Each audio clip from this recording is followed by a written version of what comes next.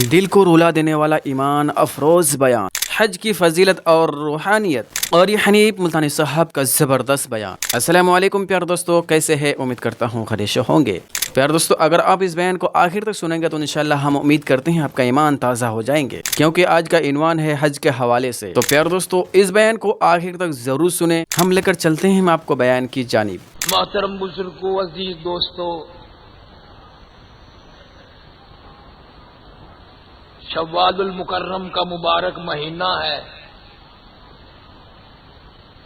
مسلمانوں نے رمضان المبارک آیا، اس کی برکتوں سے فائدہ اٹھایا، روزے رکھے، تراویحاں پڑھی۔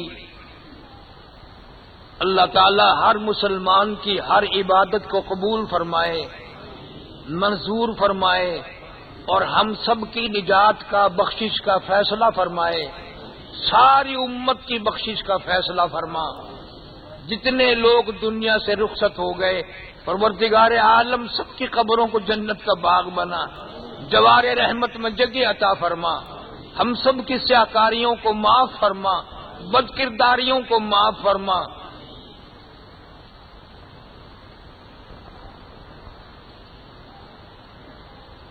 سفر تقریباً 1.5 مہینہ لندن میں گزارا، آدھا رمضان المبارک سعودی حرم میں گزارا، مکہ پاک میں، مدینہ پاک میں، بیت اللہ شریف میں اللہ کا گھر ہے، مدینہ پاک میں حضور کریم صلی اللہ علیہ وسلم کا در ہے۔ ساری کائنات میں سب سے افضل مقام بیت اللہ ہے، جہاں اللہ کا گھر ہے۔ اللہ ہر مسلمان کو زیارت نصیب فرمائے۔ علماء کرام نے لکھا ہے کہ 500 سال کی عبادت ایک طرف اور ایک نگاہ بیت اللہ کو دیکھنا یہ ایک طرف، اور پھر بھی علماء کرام نے لکھا ہے کہ اس میں زیادہ برکت ہے۔ 500 سال کے مقابلے میں ایک نگاہ بیت اللہ پہ ڈالنا اور پیار کی اور محبت کی اور عظمت کی نگاہ سے دیکھنا 500 سال کی عبادت سے بہتر ہے۔ آدمی جاتا ہے، احرام بندھا ہوا ہے، آواز لگاتا جاتا لبیک اللہم لبیک لا شریک لک لبیک ان الحمد والنعمت لک والملک لا شریک لک۔ مولا میری، میں تیرے در پہ حاضر ہوں، میں اس قابل نہ تھا کہ حاضری دے سکوں، یہ تو تیری کریمی ہوئی کہ مجھے بلا لیا۔ میرا منہ اس قابل کہاں، میری جان اس قابل کہاں، میرا مال اس قابل کہاں کہ تیرے در کی حاضری دوں۔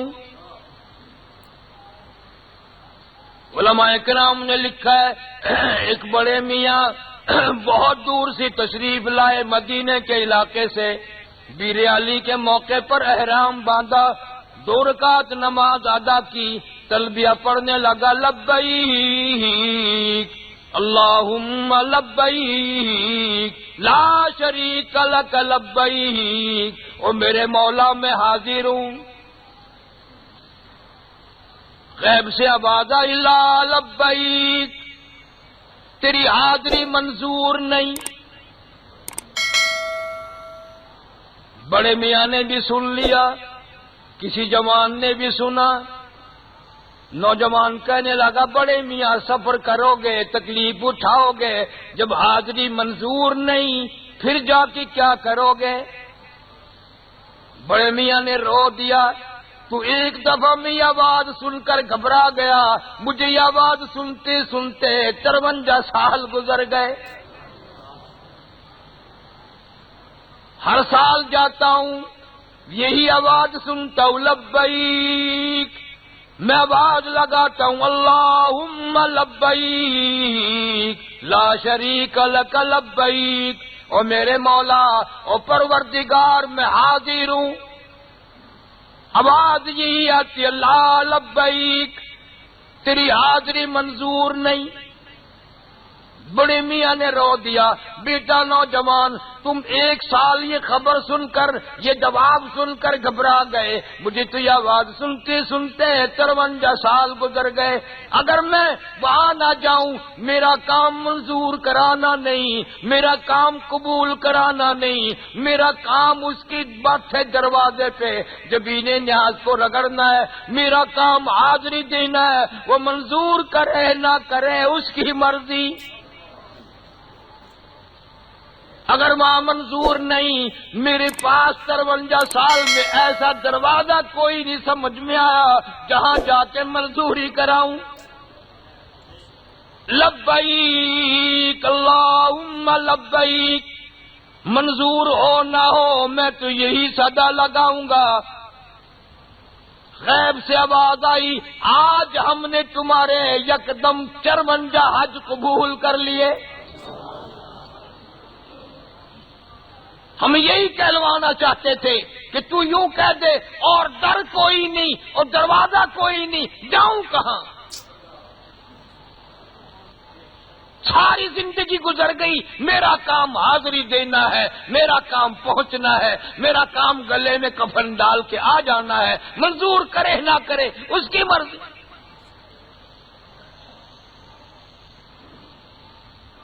مالک بن دینار رحمت اللہ علیہ بزرگ ہیں، اللہ والے ہیں، لکھتے ہیں کہ میں نے ایک گرمی کی موسم میں دوپہر میں ایک نوجوان کو دیکھا، اور اس حالت میں دیکھا کہ اس کے دونوں پیر نہیں، ہاتھوں کے بل زمین پہ چل رہا ہے، گھسٹ گھسٹ کے چلتا ہے، اور ہاتھ ہو گئے، سواری کوئی نہیں، سامان کوئی نہیں، گلے میں کرتا بھی نہیں، ایک تہمد ہے۔ اور مالک بن دینار رحمت اللہ علیہ فرماتے ہیں اتنا خوبصورت جوان تھا، میں نے زندگی میں اتنا حسین چہرہ نہیں دیکھا، اتنا خوبصورت چہرہ نہیں دیکھا، ہاتھوں کے بل زمین پہ چل رہا تھا، زمین پہ گھسٹ گھسٹ کے چل رہا تھا۔ فرماتے ہیں میں نے اس کا راستہ روکا اور میں نے پوچھا نوجوان کہاں جانا چاہتے ہو؟ مجھے کہنے لگا مالک بن دینار ارادہ میرا بیت اللہ شریف کا ہے، مدینے پاک کا ہے۔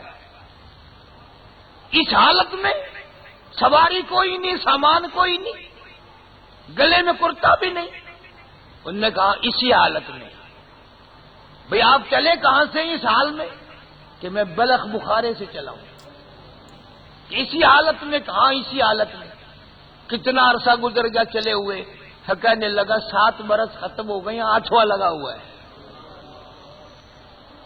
اسی حالت میں چلتے چلتے، کیا اسی حالت میں چلتے چلتے؟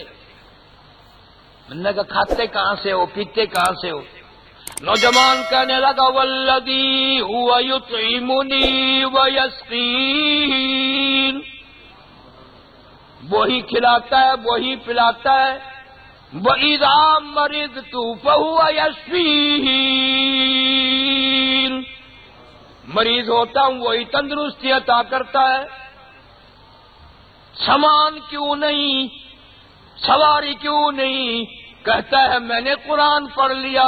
اللہ کہتا ہے کاف آیا عین صاد، اللہ کہتا ہے او میرے دروازے پہ آنے والے کاف میں تیرے لیے کافی، کاف ہاں میں تیرا ہادی راہ بتانے والا، عین سچا، صاد صادق، میرا سامان یہی ہے، میرا انتظام یہی ہے۔ کاف آیا عین صاد۔ مالک بن دینار رحمت اللہ علیہ نے راستہ روکا، وہ کہنے لگا اللہ والے 7 برس ہو گئے چلتے چلتے، آج میرے یہاں قیام کر لے، میں تیری خدمت کروں گا، میں کچھ انتظام کروں گا تیرا پہنچانے کا، میں تیرے کپڑے بناؤں گا، تیرے جیسا میرے جیسا ہوتا تو پسر جاتا۔ سبحان اللہ۔ نوجوان کہنے لگا مالک بن دینار میرا راستہ چھوڑ دے. کیوں؟ اس لیے ہٹو اے دوستو راستہ چاہتا ہوں، ہٹو اے دوستو راستہ چاہتا ہوں، بس اب ایک ہی آشنا چاہتا ہوں.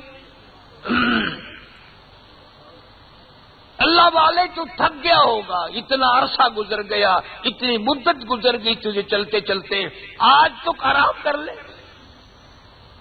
کہنے لگا تھکا نہیں کرتے تیرے دیوانے مگر چلنے سے رک سکتے نہیں، تیرے دیوانے مگر چلنے سے رک سکتے نہیں، پاؤں تھک جاتے ہیں دل ان کے کبھی تھکتے نہیں. میرے سامنے تھکنے کا نام نہ لے، میرے ذہن میں تھکنے کی جگہ ہی نہیں. میں عشق میں چل رہا ہوں، اللہ رسول کی محبت میں چل رہا ہوں، میری رات اس میں گزرتی ہے، میرا دن اس میں گزر جاتا ہے، سوز و گداز میں چل رہا ہوں. میں تو عشق کے مزے میں نہ مجھے رات کا پتہ ہے، نہ دن کا پتہ ہے، نہ تھکاوٹ کا پتہ ہے، میں تو چلا ہی چلا جا رہا ہوں. اور منتظر ہوں اس گھڑی کا کب میں جا کر کے یوں کہوں کہ اے مدینے کے مہاجر سبز گنبد کے مکین، اے مدینے کے مہاجر سبز گنبد کے مکین، عرش ہے تیرے قدم کی فیض سے یہ سرزمین. او میرے آقا بڑا جلدی کر رہا ہوں، اسی حالت میں منٹوں کے حساب سے بھی ٹھہرنا نہیں چاہتا. مجھے انتظار ہے کب بیت اللہ میں جاؤں، کب بیت اللہ پہ میری نگاہ پڑے، اور کب میں یوں کہوں فی آیاتم بیناتم مقام ابراہیم ان اول بیت وضع للناس للذی ببکۃ مبارکا وہدی للعالمین. اللہ فرماتے ہیں میں نے دنیا میں سب سے پہلا گھر بیت اللہ شریف اپنا گھر بنایا.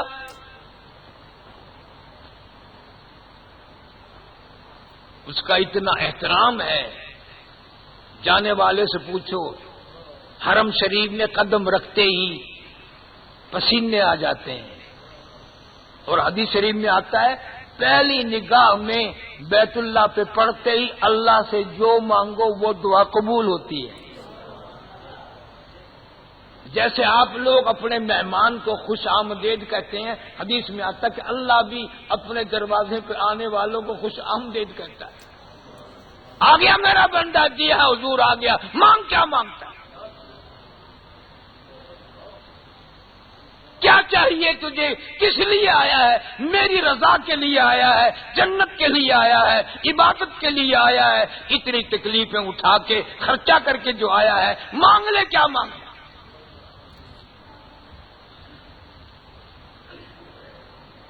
اللہ بڑا بے نیاز ہے.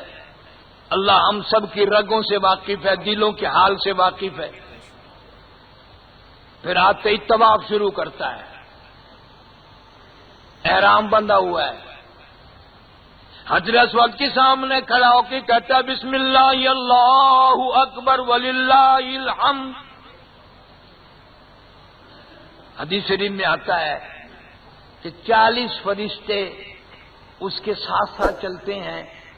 جو وہ پہلے طواف میں دعا مانگتا ہے، اللہ پاک یوں فرماتے ہیں جیسے آپ لوگ اپنے مہمان کے ساتھ ملازم کو بھیجتے ہیں، باتھ روم بتا دو، چائے وائے کا انتظام کر دو، سونے کی جگہ بتا دو، بیٹھنے کی جگہ بتا دو. اللہ پاک فرشتوں کی جماعت ساتھ کر دیتے ہیں کہ یہ میرا مہمان ہے، جو یہ دعا مانگے اس پہ تم آمین کہتے رہو. تمہاری ڈیوٹی ہے نوری فرشتے ہو کر میرے سیاکار گناہگار بندے کی دعاؤں پہ آج تو آمین کہو. پتہ نہیں کس طرح سے میرے دروازے پہ آیا ہے، مانگنے آیا ہے، فقیر بن کر آیا ہے، سر سے ننگا، پیروں سے ننگا، گلے میں کفن کی طرح کی چادر ڈالی ہوئی ہے، اور طواف کرتا ہوا پھر کہتا لبیک اللہم لبیک لا شریک لک لبیک ان الحمد والنعمت لک والملک لا شریک لک۔ مولا میرے بس میں تو اتنی بات تھی کہ میں تیرے در پہ حاضری ہو جاؤں، مجھے معلوم ہے میرے گناہ اتنے ہیں کہ سمندر کے جھاگ سے زیادہ، میرے گناہ اتنے ہیں ریت کے ذرات سے زیادہ، میرے گناہ اتنے ہیں پہاڑوں کے وزن سے زیادہ، میرے گناہ اتنے ہیں آسمان کے ستاروں سے زیادہ۔ تجھے معلوم ہے میرے گناہ اتنے ہیں کہ درختوں کے پتے کم ہیں، میرے گناہ زیادہ ہیں۔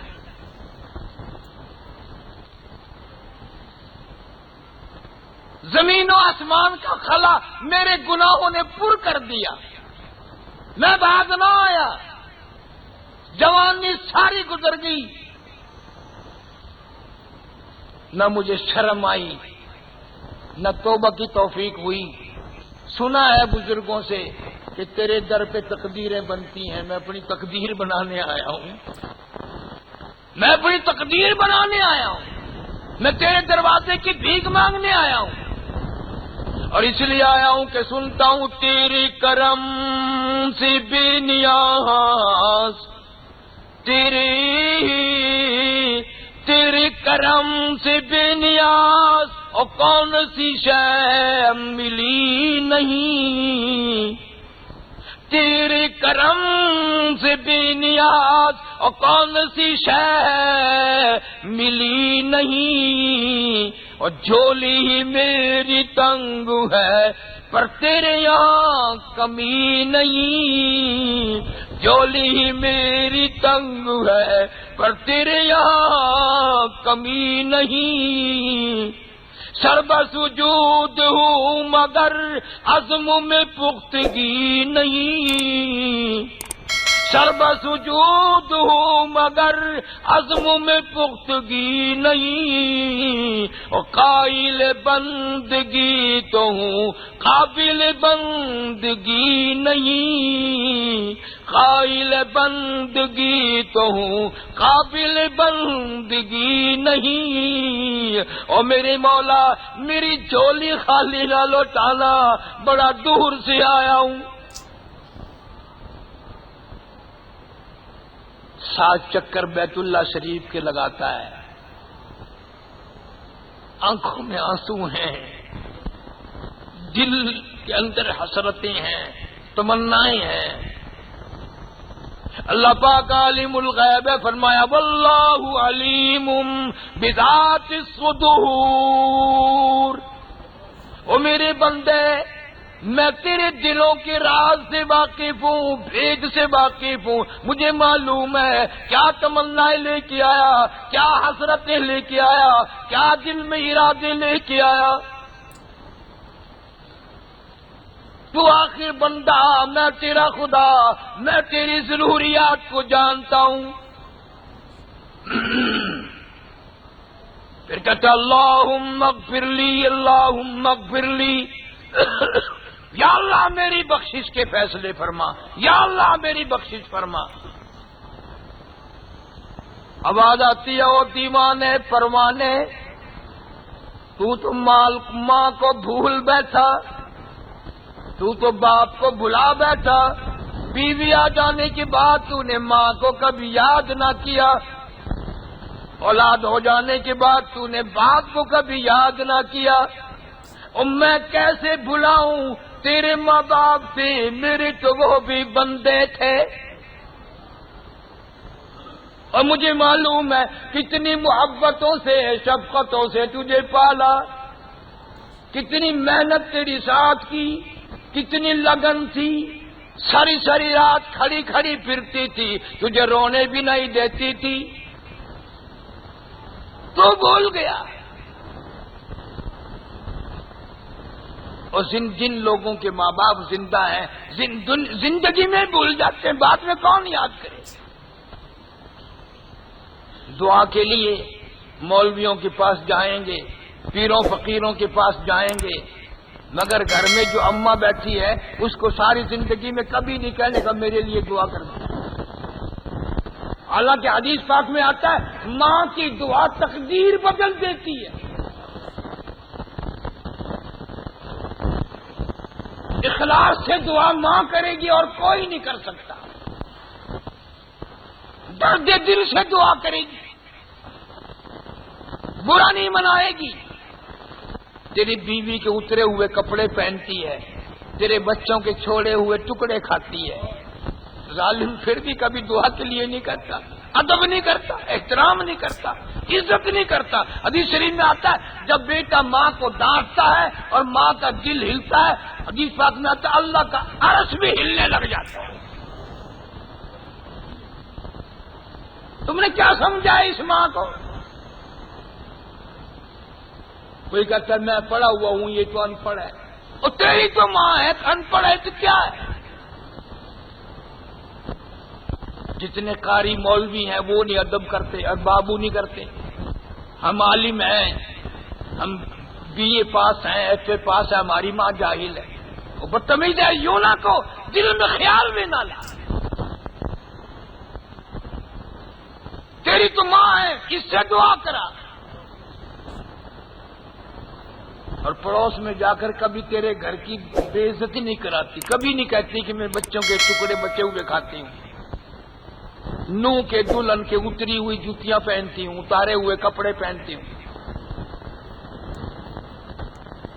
رات کو بیوی تو سو جائے گی, ماں دروازے کی طرف کان لگائے بیٹھی, ابھی آیا کہ نہیں, آیا کہ نہیں, ابھی آیا کہ نہیں.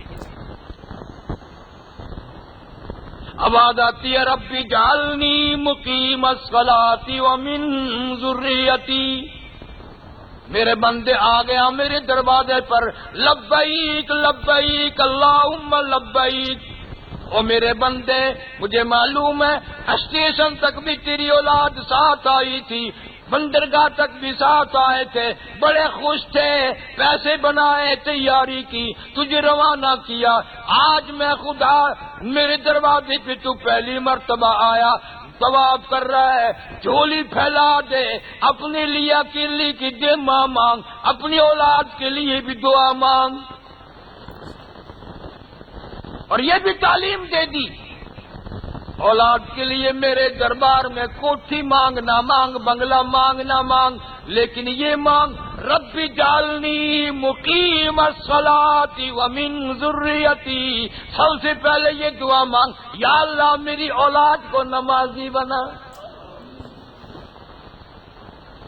یہ قرآن کی تعلیم ہے, خدا تعلیم دے رہا ہے بچوں کے لیے یہ دعا کر, اور تو بنگلوں کے لیے نہ مر, کوٹھیوں کے لیے نہ مر, ملازمتوں کے لیے نہ مر, لمبے چوڑے کاروبار کے لیے نہ مر, نماز کے لیے دعا مانگ. اور کم سے کم تیرا جنازہ اٹھائیں گے تو نمازی کو اٹھائیں گے.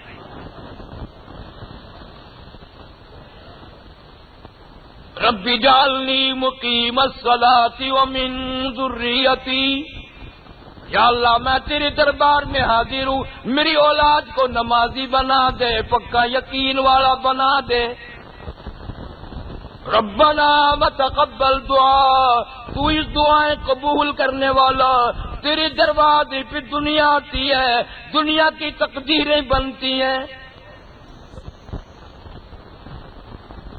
خدا کے قرآن کو دیکھو, اللہ میاں کی ذات کو دیکھو. فرمایا اچھا تو نے اپنے لیے بھی مانگ لیا, اپنی اولاد کے لیے بھی مانگ لیا, اور تیرے ماں باپ بھی تو کبھی تھے, تو ان کو بلا بیٹھا, اور میں کیسے بلاؤں, میرے تو وہ بھی بندے تھے. آج تو میں نے دریائے کرم بہایا ہوا ہے, بخشش کا دریا کھولا ہوا ہے, تو میرے گھر کا طواف کر رہا ہے, پہلی مرتبہ آیا ہے, جو مانگے گا وہی دوں گا. آج تو ماں باپ کے لیے بھی مانگ. فرمایا ربنا اغفر لی ولوالدی, یا اللہ میرے ماں باپ کی بخشش فرما. نے کہا یہ بھی مانگنا, دکان کی مکان کی دعائیں مانگ رہے, اور ماں باپ کے لیے بھی مانگ. اور اسی پر بس نہیں, اللہ کتنا کریم ہے, فرمایا اولاد کے لیے بھی مانگ لی دعا, ماں باپ کے لیے بھی مانگ لی, محلے کے, برادری کے, خاندان کے غریب مرد عورت بھی تو جب تم چلے آئے تھے. کئی عورتوں نے آنسو بہا کے کہا تھا نا میرے لیے بھی دعا کرنا. کئی مردوں نے کہا تھا میرے لیے بھی دعا کرنا. تجھے سفر کی وجہ سے بھول گیا, تجھے میرے گھر میں آ کے بھول گیا, اور میں کیسے بلاؤں؟ وہ یوں کہنے والے میرے تو بندے تھے نا, جنہوں نے تجھے کہا تھا میرے لیے بھی دعا کرنا, میرے لیے بھی دعا کرنا. تو سفر کر کر کے تکلیفیں اٹھا کے ان سب کو المؤمنین یوم یقوم الحساب, ان سب کے لیے دعا مانگ, محلے والوں کے لیے مانگ, یار دوستوں کے لیے مانگ, رشتہ داروں کے لیے مانگ, سب کے لیے جھولی پھیلا دے. میرے خزانے میں کوئی کمی نہیں. مانگنا تیرا کام ہے, جھولی بھرنا میرا کام ہے.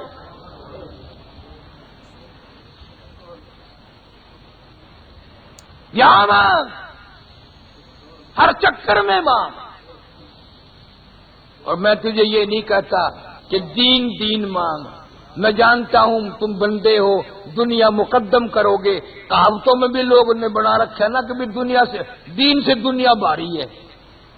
لوگ کہتے ہیں نا جی کیا کریں, دین سے دنیا بھاری ہے. فرمایا پہلے چل تو بھاری مانگ لے. ربنا آتنا فی الدنیا حسنہ, یا اللہ ہماری دنیا اچھی کر دے. وفی الآخرۃ حسنۃ وقنا عذاب النار. فرمایا چل تو پہلے دنیا مانگ لے پھر دین مانگ لے. لیکن یہ نہ سمجھنا کہ دنیا پہ تیرا گزارا ہو جائے گا. دین کے بغیر تیرا گزارا نہیں ہوگا. زمین کتنی ہو, بنگلے کتنے ہی ہو, کوٹھیاں کتنی ہو, تیرے پاس دولت کتنی ہو, دین نہیں. اللہ فرماتے ہیں تیرا جنازہ اٹھانے والے بھی نمازی نہیں ہوں گے, تیری قبر کھودنے والے بھی نمازی نہیں ہوں گے, تجھے غسل دینے والے بھی نمازی نہیں ہوں گے. دل کی حسرتیں مانگ, مٹا مانگ جو مانگتا ہے. آخرت کا سوال کر, قبر حشر کا سوال کر, تندرستی اور صحت مانگ, بیماریوں سے شفا مانگ, دوست احباب کے لیے مانگ. دریائے کرم عام جو ہے کھلا ہوا. اور حدیث پاک میں آتا ہے کہ یوں گزرتے گزرتے رکن یعنی بیت اللہ کے ایک کونے کو رکن یمانی کہتے ہیں, اس پہ ہاتھ لا کے گزرنا تیرا کام ہے. 40,000 فرشتہ تیری دعاؤں پہ آمین کہتا چلے گا. 40,000 فرشتہ تیری دعاؤں پہ آمین کہتا ہوا چلے گا. اور اس یقین سے مانگ کہ اللہ سن رہا ہے, میں مانگ رہا ہوں, اس کے دروازے پہ کھڑا ہوں, اس کے قدموں میں کھڑا ہوں. حدیث پاک میں آتا فرمایا مدنی کریم صلی اللہ تعالی علیہ وسلم نے جب میرا بندہ غلاف کعبہ پکڑ کے دعا مانگتا ہے, اللہ یوں فرماتے ہیں میں سمجھتا ہوں میرا دامن پکڑ کے مانگ لیا. جب میرا بندہ مقام ملتزم پہ لپٹ کے میری چوکھٹ پکڑ کے مانگتا ہے, اللہ پاک فرماتے ہیں میں سمجھتا ہوں میرے در کی چوکھٹ پکڑ کے مانگ لیا.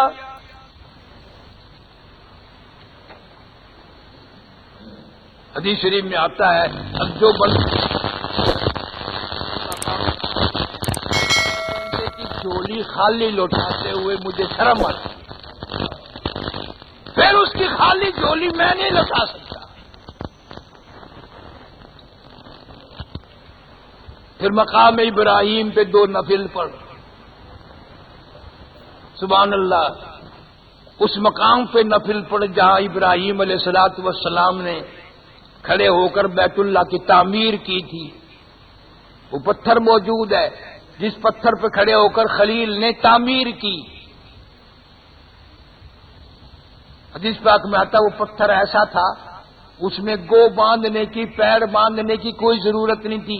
ابراہیم علیہ السلام جتنا چاہتے تھے اونچا ہو جائے وہ خود بخود اونچا ہو جاتا تھا, اور چاہتے تھے جتنا نیچے ہو جائے وہ خود بخود نیچے ہو جاتا تھا.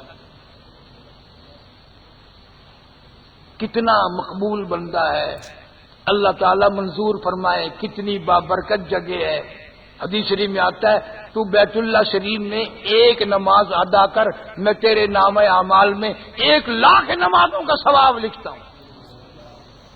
اور اگر جماعت کی پڑھے گا تو میں 27 لاکھ نمازوں کا ثواب لکھتا ہوں. اتنی برکتوں سے مالا مال، نعمتوں سے مالا مال، نمازیں پڑھتا ہے. پھر اللہ پاک نے حکم دیا کہ اب زمزم پی لے، اور پینے کے بعد پھر زمزم کی بارش کی جگہ آ جا. یہ زمزم تمہیں ملا کیوں؟ کس کی وجہ سے ملا؟ کہاں سے ملا؟ کیوں ملا؟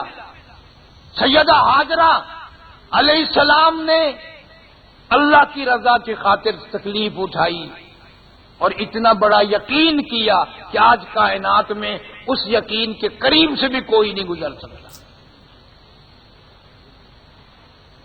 ابراہیم علیہ السلام کو اللہ پاک نے حکم دے دیا کہ اسماعیل علیہ السلام گود میں، حضرت ہاجرہ جوان ہے،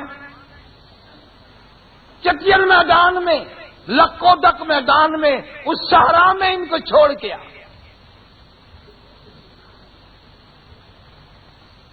تیرے جیسا ہوتا نا اللہ میاں کے ساتھ بھی حجت کرتا، کیوں چھوڑ آؤں گی؟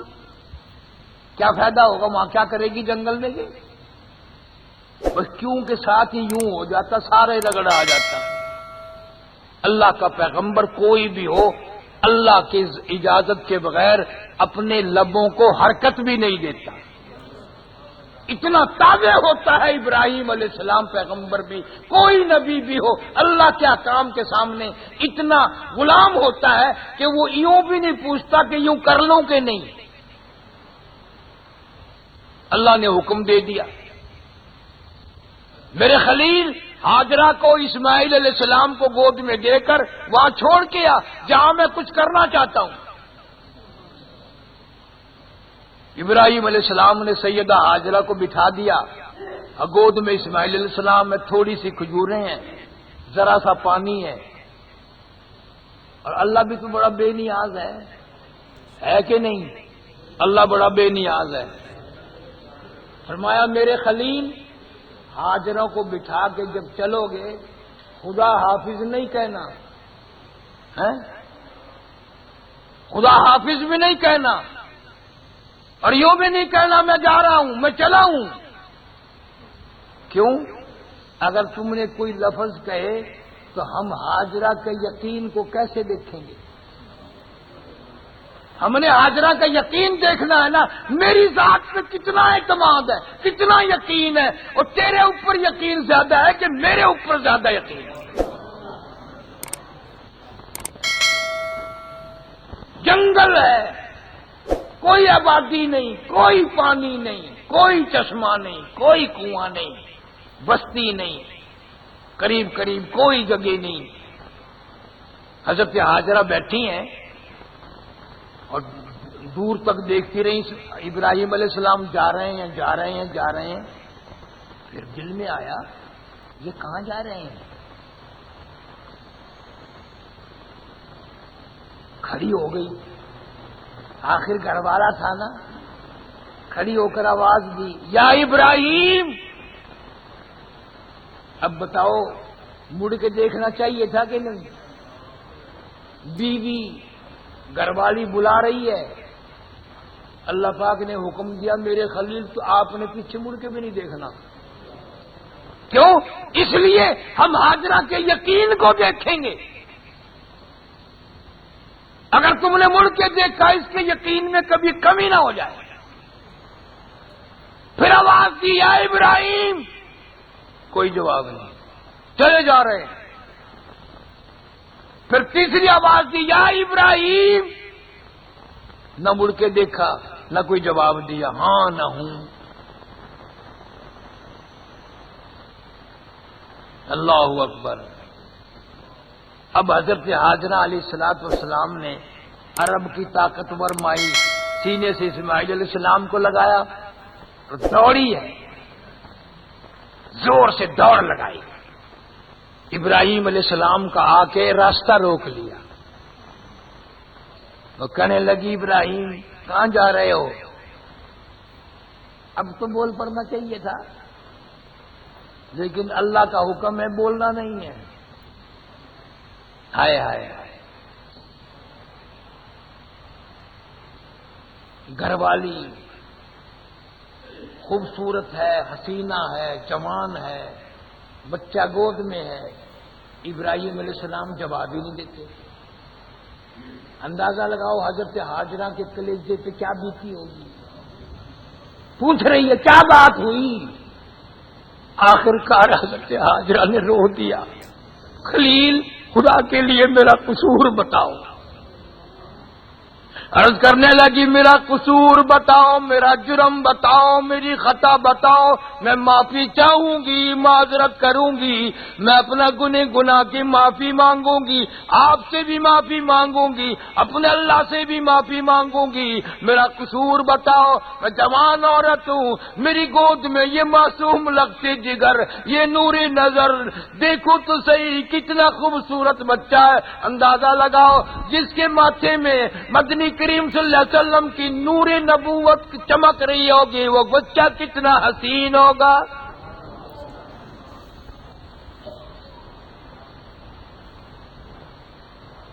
بولتے نہیں ہیں ابراہیم علیہ السلام۔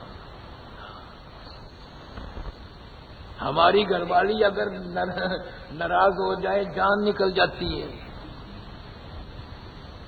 ماں کو تو گاڑی والی دے بھی دیں گے، اس کے پیچھے لگ کر کے باندھنے گھر میں کی گل اور دس دن میں مر جانا ہے، میری خدا دی قسم ہے میری جند نکل جانی ہے، دس دے کی گل ہے۔ روئی ہے حضرت ہاجرہ، اللہ پاک نے خلیل کو اجازت رونے کی بھی نہ دی کہ ہاجرہ کے ساتھ رونے ہی لگ جائے، ترلا کر رہی ہے خدا کے لیے میرا قصور بتاؤ، میرا جرم بتاؤ، میری خطا بتاؤ، میرا جرم بتا دو۔ کوئی جواب نہیں۔ حضرت ہاجرہ کے دماغ میں اللہ نے ڈالی، پھر اخیر میں کہنے لگی خلیل اتنی بات بتا دو، مجھے تو یہاں چھوڑ کے جا رہے ہو، کہیں اس رب العالمین کا تو حکم نہیں، اس حکم الحاکمین کا تو حکم نہیں ہو؟ بس اللہ پاک نے اتنی اجازت دی خلیل کو کہ یوں سر کا اشارہ کر دے، یوں ہاں بھی نہیں کہا، ہاں بھی کہنے کی اجازت نہیں۔ واہ ہاجرہ، دو جان تیرے قدموں پہ قربان کر دوں، ساری دنیا کا مقدر تیرے بچے کے مقدر پہ قربان کر دوں، کتنا بڑا یقین۔ سر کا اشارہ دیکھ کے پھر تو چاہیے تھا نا کہ بچے کو گود میں لے کے وہیں بیٹھ جاتی، کہتی جاؤ اللہ حافظ، جب اس کا حکم ہے تو میں جانوں اور وہ جانے۔ پھر حضرت ہاجرہ نے دوڑ لگائی ہے، جہاں پہلے بٹھا کے آئے تھے وہیں جا کے بیٹھی ہے، اپنے قدموں کے نشان دیکھتی ہوئی وہیں جا کے بیٹھی ہے، اور کہنے لگی اگر اس کا حکم ہے آپ جائیں، میں جانوں رب جلیل جانے۔ پھر اس کے سپرد ہے سارا۔ دن گزر گئے، راتیں گزر گئی، کوئی نہیں، کچھ بھی تو نہیں، راستہ نہیں، کچھ نہیں۔ حدیث پاک میں آتا ہے بعض دن سارا دن 24 گھنٹے میں حضرت ہاجرہ نے ایک کھجور کھائی، ایک گھونٹ پانی پیا، آخر وہ کھجوریں بھی ختم، وہ پانی بھی ختم، چھاتیوں سے دودھ اترنا بند ہو گیا۔ اسماعیل علیہ الصلوۃ والسلام کو بھوک پیاس نے اتنا تنگ کیا، اتنی لمبی زبان باہر نکلی۔ اب حضرت ہاجرہ پریشانی کے عالم میں دو پتھر کھڑے کیے، ایک پتھر کے اوپر چھاؤں کی، اسماعیل علیہ السلام کو اس پتھر کے نیچے لٹا کے، اور پھر اللہ والی نے ان پہاڑوں کے درمیان میں دوڑ لگائی ہے، کبھی صفا پہ چڑھتی ہے، کبھی مروہ پہ چڑھتی ہے، اور مڑ مڑ کے دیکھ رہی ہے اسماعیل علیہ السلام کی طرف بھی کہ مرنے والا تھا، پیر ہلا رہا کہ نہیں، کہیں مر تو نہیں گیا۔ جب 7ویں مرتبہ صفا پہاڑ پہ چڑھی تو کانوں میں کوئی آواز سی آئی، تو رو کے کہنے لگی میں نے آواز تو سن لی، میرا بچہ اگر چل بسا تو میں تیری امداد کا پھر کیا کروں گی؟ مڑ کے جا کے دیکھتی ہے اسماعیل علیہ السلام کی نرم و نازک ایڑیاں جو روتے ہوئے بچہ رگڑتا ہے، وہاں سے پانی کا چشمہ پھوٹ آیا۔ حضرت ہاجرہ علیہ السلام نے اس پانی کو روکنے کے لیے یہ لفظ حضرت ہاجرہ کی زبان سے نکلے اس وقت زم زم زم، رک جا رک جا، ٹھہر جا ٹھہر جا، چاروں طرف بنی بنا دی اور پیا ہے۔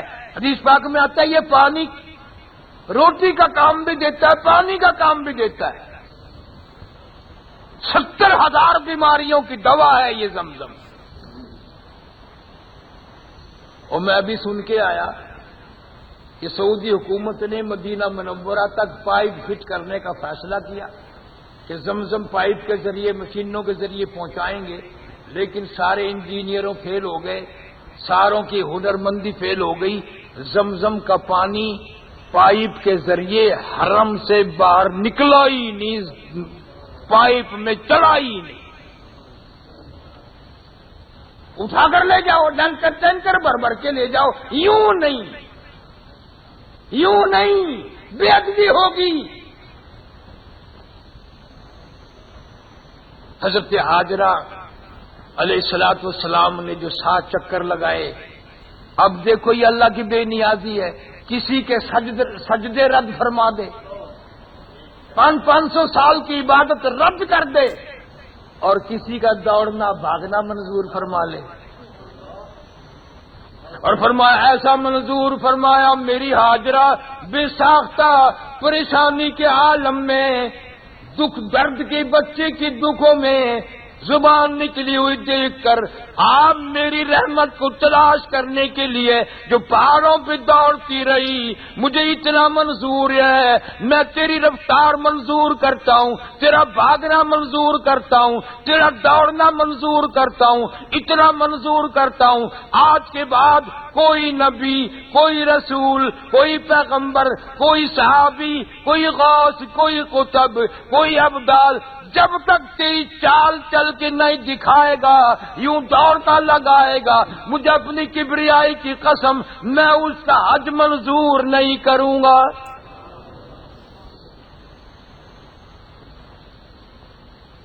تیری رفتار پہ، تیری توڑ پہ مجھے اتنا پیار آیا، تیرے دوڑنے بھاگنے پہ مجھے اتنا پیار آیا، جب تک تیری چال نہ چلے گا، توڑ نہ چرے گا، میں اس کا نہ عمرہ منظور کروں گا نہ حج منظور کروں گا۔ فرمایا ان الصفا والمروہ من شعائر اللہ، ان الصفا والمروہ من شعائر اللہ، فمن حج البیت او اعتمر فلا جناح علیہ ان یطوف بہما ومن تطوع خیرا فإن اللہ شاکر علیم، ومن تطوع خیرا فإن اللہ شاکر علیم۔ آج رات تیری توڑ چرے گا، دوڑ لگائے گا، پسینہ آئے گا، میرا کپڑا پہنا ہوا حرم احرام کا کپڑا ہلے گا، خدا کی قسم اگر آج کے بعد یہ کبیرہ گناہ نہیں کرے گا، اس کپڑے سے جو ہوا نکلی میں اس کو جنت کی ہوا بنا دوں گا۔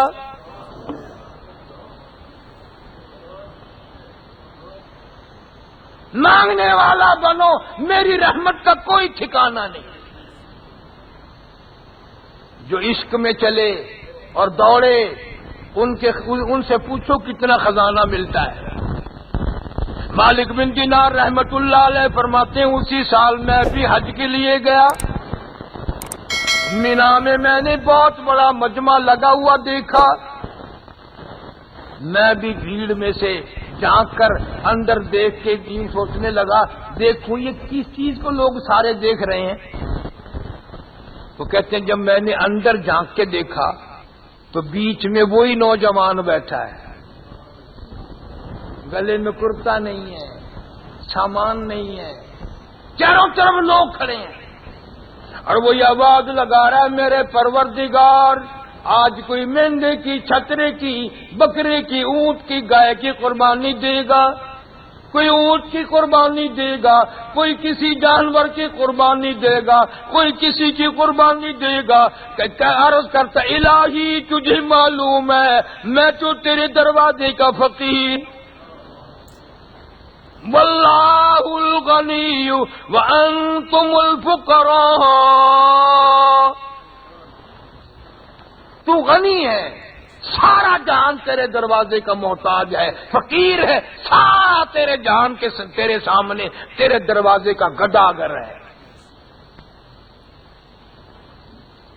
دعا مانگ رہا یا اللہ میرے پاس بکرا نہیں، میرے پاس چھترا نہیں، میرے پاس پیسہ نہیں، مجھے معلوم ہے گائے نہیں، دمبا نہیں، میں خرید نہیں سکتا، میری تو یہ دعا ہے یا اللہ میرے پاس تو یہ میری اپنی جان ہے، میں اس کی قربانی دیا چاہتا ہوں، منظور فرما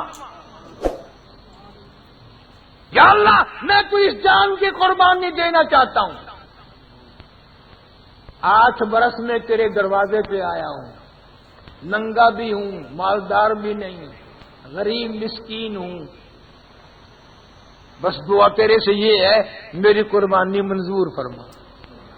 مالک بن دینار رحمت اللہ علیہ فرماتے ہیں میرے دیکھتے دیکھتے ایک آہ کھینچی، ایک چیخ ماری اور ساری دنیا کے بیچ میں سر رکھ کر جان دے دی، ساری دنیا کے بیچ میں سر رکھ کر اللہ کے سپرد اپنی جان کر دی۔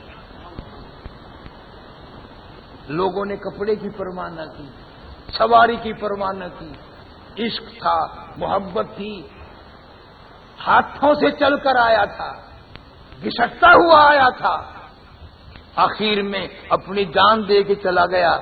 آج ہم اچھے بھلے پاؤں چلنے والے، رمضان گیا تو نماز ختم، رمضان گیا تو تلاوت ختم، رمضان گیا تو خیرات ختم، ہم مرتے وقت کیا لے کے مریں گے؟ کون سی چیز اللہ کی حضور میں جا کے پیش کریں گے؟ معلوم آئندہ رمضان تک ہم میں سے کس کس کی موت آ جائے گی اور کون کون باقی رہے گا۔ اس لیے قرآن کریم اعلان کرتا ہے اذا جاء اجلها لا يستاخرون ساعة ولا يستقدمون، جب وقت آ جائے گا ایک سیکنڈ ادھر ادھر نہیں ہوگا، پوری دنیا کی فوج مل کر کسی کا ایک سانس نہیں بڑھا سکتی، پوری دنیا کی دولت مل کر کسی کا ایک سانس نہیں بڑھا سکتی۔ اب معلوم نہیں میرا تیرا وقت رات کو آئے گا، دن میں آئے گا، گھر پہ آئے گا، سڑک پہ آئے گا، چلتے چلتے آئے گا یا نماز پڑھتے آئے گا، قرآن پڑھتے موت آئے گی یا کلمہ پڑھتے ہوئے موت آئے گی، کسی کو معلوم نہیں زنا کرتے ہوئے موت آئے گی، جوا کھیلتے ہوئے موت آئے گی یا شراب پیتے ہوئے موت آئے گی۔ ہم لوگ ڈرتے ہی نہیں، اللہ سے پناہ نہیں مانگتے، توبہ نہیں کرتے۔ عاشقوں کا کام یہی ہے کہ یوں جان دیا کرتے ہیں، اور ایک نہیں ہزاروں نے جان دی، ہزاروں نے جان دی، بڑے بڑے ولی، بڑے بڑے قطب اور ابدال اللہ کے دروازے پہ پڑھ کے وہیں مر گئے۔ اللہ سے موت بھی دعا مانگی کہ اللہ مدینے کی موت عطا فرما، حرم محترم بیت اللہ شریف کی موت عطا فرما۔ تم اپنے وسائل کو، حالات کو نہ دیکھا کرو، اللہ سے مانگا کرو یا اللہ اپنے در کے نبی کے در کی زیارت فرما، موت سے پہلے بیت اللہ شریف کی زیارت نصیب فرما، روضہ اقدس صلی اللہ علیہ وسلم کی زیارت نصیب فرما، اس حبیب کبریا حضرت محمد مصطفیٰ صلی اللہ علیہ وسلم کے دروازے کی غلامی نصیب فرما، اطاعت، محبت، عظمت نصیب فرما۔ یہ چند باتیں جو سفر میں پیش آئی دوست احباب کے سامنے نقل کر دی، انشاءاللہ اگلے جمعے کو شوق سے جب تشریف لاؤ گے تو مدینہ منورہ کی کچھ باتیں عرض کروں گا۔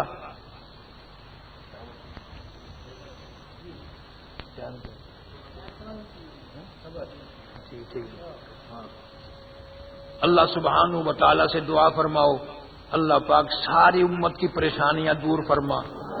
اللہم صلی وسلم وبارک علی سیدنا و مولانا محمد وعلی آل سیدنا و مولانا محمد وبارک وسلم وصلی علیہ.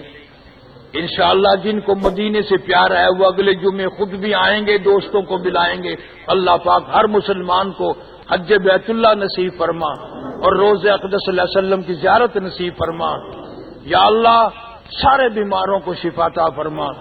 جتنے لوگ دنیا سے رخصت ہو گئے سب کی قبروں کو جنت کا باغ بنا. میرے دوست ہیں حاجی محمد صفدر صاحب، جوان بچہ 18-20 سال کی عمر کا ایکسیڈنٹ میں دنیا سے رخصت ہو گیا. اللہ تعالیٰ نوجوان مرحوم کی قبر کو جنت کا باغ بنا اور والدین کو صبر جمیل کی توفیق عطا فرما. سارے گھر والوں کو، چھوٹے بڑے رشتہ داروں کو استقامت عطا فرما. جتنے بھی مسلمان قبروں میں چلے گئے مرد عورت، یا اللہ سب کی بخشش کے فیصلے فرما. ہمارے والدین کی بخشش فرما، آباء و اجداد کی مغفرت فرما، دوست احباب خدمت گزاروں کی بخشش کے فیصلے فرما، مسجد مدرسے کے خدمت گزاروں کے لیے بخشش کے فیصلے فرما. یا اللہ اس مسجد کے خدمت گزاروں کے مال و جان میں برکت عطا فرما. یا اللہ تمام دوستوں کو شفا تندرستی عطا فرما. یا اللہ ہماری آخرت بھی اچھی فرما، دنیا بھی اچھی فرما، قبر حشر کا معاملہ آسان فرما، کلمے اور ایمان والی موت عطا فرما. ساری امت کو صراط مستقیم نصیب فرما. ہم سب کی اولاد کو اور سارے مسلمانوں کو، ساری امت کو نمازی بنا.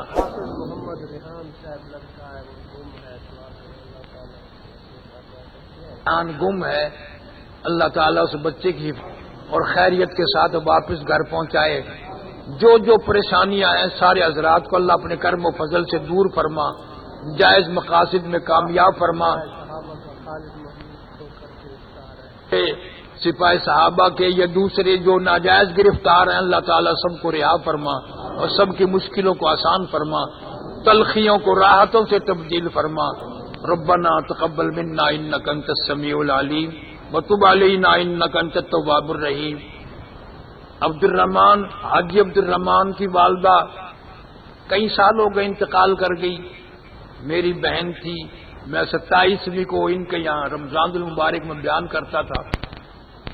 میں مدینے پاک میں تھا. الحمدللہ میں نے اس حج مائی کے لیے مدینے میں بھی دعا کی اور یہاں بھی دعا کرتے ہیں اللہ تعالیٰ اس کی قبر کو جنت کا باغ بنا، اس کی آل اولاد کو نیک نصیبے والا اور نمازی بنا، گھر میں خیر و برکت عطا فرما.